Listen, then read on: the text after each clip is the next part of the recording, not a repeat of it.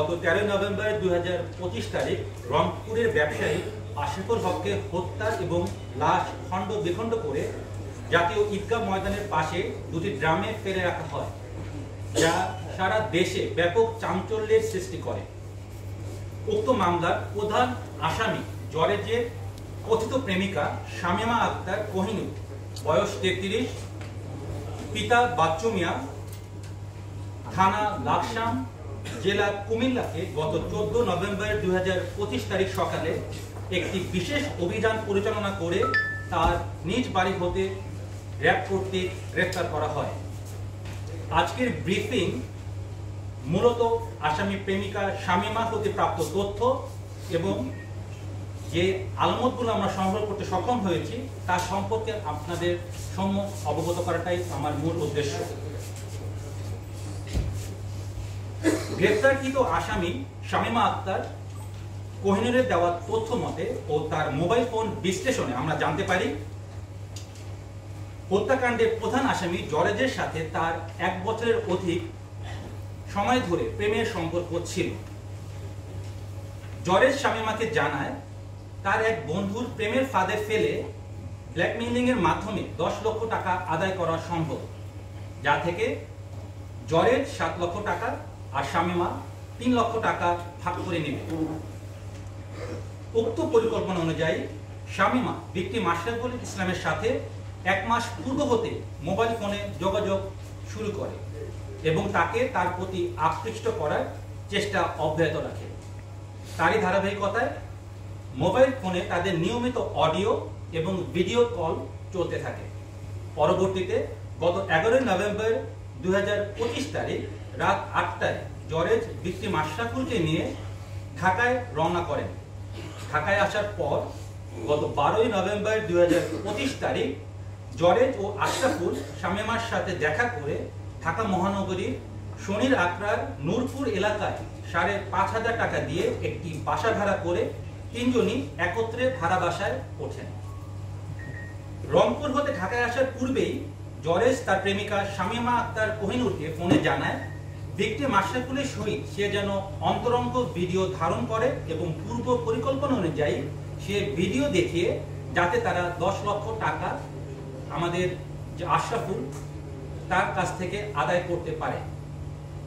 পূর্ব পরিকল্পনা অনুযায়ী ভিকটিম আশরাফুলকে শামীমা মালটার শরবতের সাথে ঘুমের ওষুধ খাইয়ে হালকা অচেতন করে যাতে বাইরে হতে জরেজ অন্তরঙ্গ মুহূর্তের ভিডিও ধারণ করলে আশরাফুল তা বুঝতে না পারে। উক্ত ভিডিও আপনাদের সামনে যে মোবাইল আমরা জব্দ করেছি তাতে আমরা পাই এবং ওই অশ্লীল ভিডিওগুলো ধারণ করে সে পরবর্তীতে ব্ল্যাকমেইলিং এর একটা চেষ্টা করে বলে আমরা বুঝতে পারি।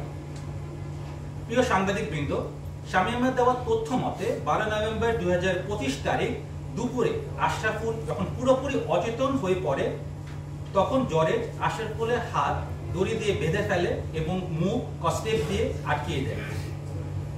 জরেজ এক পর্যায়ে অতিরিক্ত ইয়াবা সেবন করে উত্তেজিত হয়ে অচেতন থাকা ভিকটিম আশরাফকে হাতুড়ি দিয়ে এলোপাথারি পেটাতে থাকে।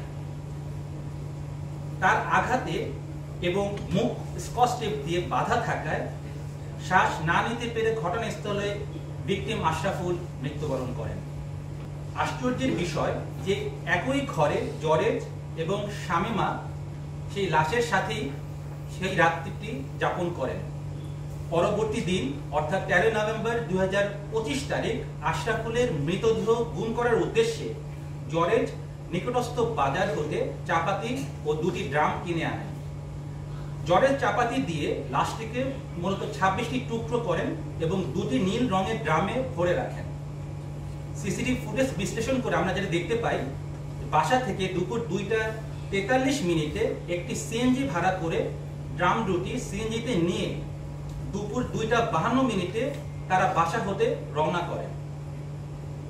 পরবর্তীতে সিসিটিভি ফুটেজে যেটা হাইকোর্ট প্রাঙ্গণে সেখানে আমরা দেখতে পাই 3টা 13 হাইকোর্ট মাজার গেটের নিকট আসলে রাস্তায় আইন শৃঙ্খলা বাহিনীর তৎপরতা দেখে লাশ ভর্তি ড্রাম দুটি হাইকোর্টের পানির পাম্প সংলগ্ন একটি ফাঁকা জায়গায় প্রধান সড়কের পাশে একটি বড় গাছের নিচে রেখে তারা অতি দ্রুত হাইকোর্ট এলাকা হতে একটি অটোযোগে সায়দাবাদের উদ্দেশ্যে চলে যান।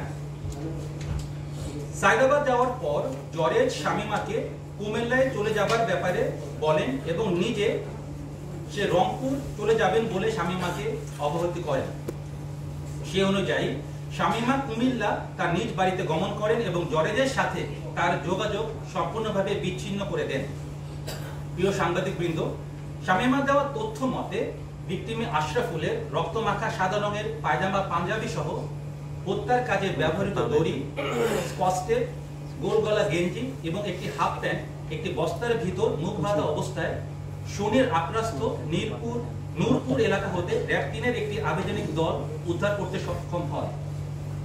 এছাড়াও তার মোবাইল যেগুলো আমরা পেয়েছি তার থেকেও আমরা বিভিন্ন আলামত, আমরা যে ভিডিওগুলো সে ধারণ করেছে এবং নগ্ন ভিডিও এবং ছবি, সেগুলো আমরা উদ্ধার করতে সক্ষম হয়েছে। এখানে উল্লেখ্য যে শামীমার দেওয়া তথ্য অনুযায়ী মূলত ব্ল্যাকমেইলিং করাটাই এবং টাকা উপার্জন করাটাই এই ঘটনার মূল উদ্দেশ্য ছিল। তবে জরেজ কর্তৃক নৃশংসভাবে হত্যাকাণ্ডের পিছনে কোনো পূর্ব শত্রুতা আছে কিনা কিংবা পরকীয়ার কোনো বিষয় রয়েছে কিনা তা মূল আসামি জরেজকে জিজ্ঞাসাবাদে বেরিয়ে আসবে বলে আমরা মনে করছি।